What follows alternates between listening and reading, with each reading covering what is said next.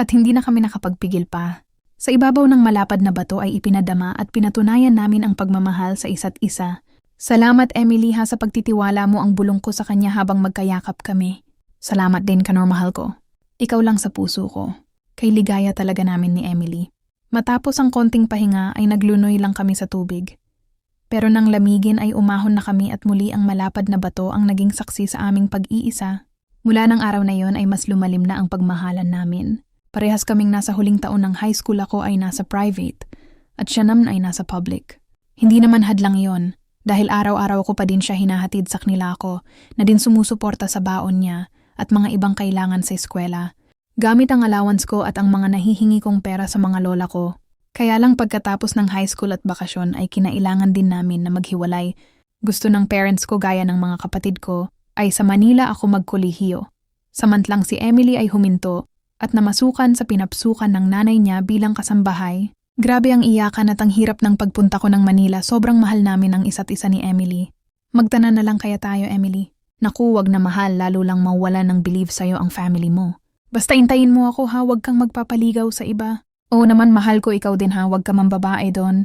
Nahirapan man ay wala kaming ibang choice ni Emily kundi ang maghiwalay. Naging maayos naman ang pagstay ko sa Manila. Gaya ng gusto ng magulang ko, pinagbuti ko ang aking pag-aaral.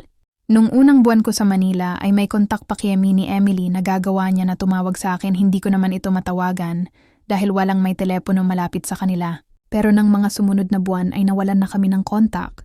Ako ay alalang-alala na sa kanya.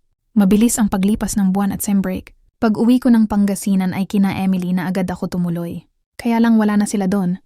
Ang dating kinatatayuan ng kanilang kubo ay pinagtayuan na ng isang maplaking bahay.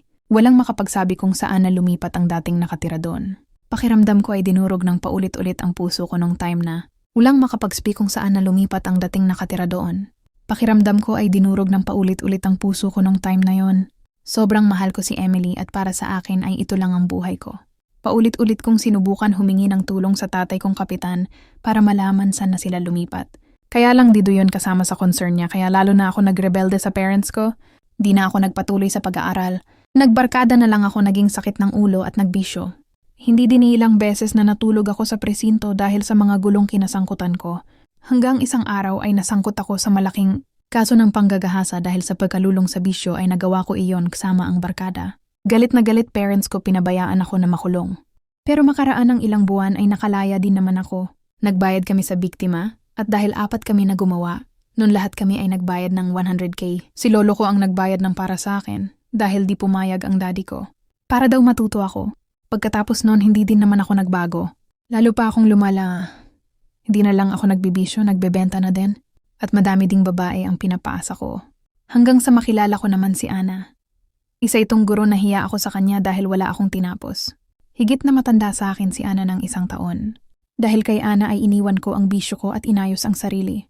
Dahil sa halos 4 na taon na paghinto ko sa pag-aaral, nahiya ako magbalik eskwela pero ginawa ko pa din. Dahil sa nagmamahalan kami ni Ana ay nagsama na kami. Naging masaya din ng aming unang gabi.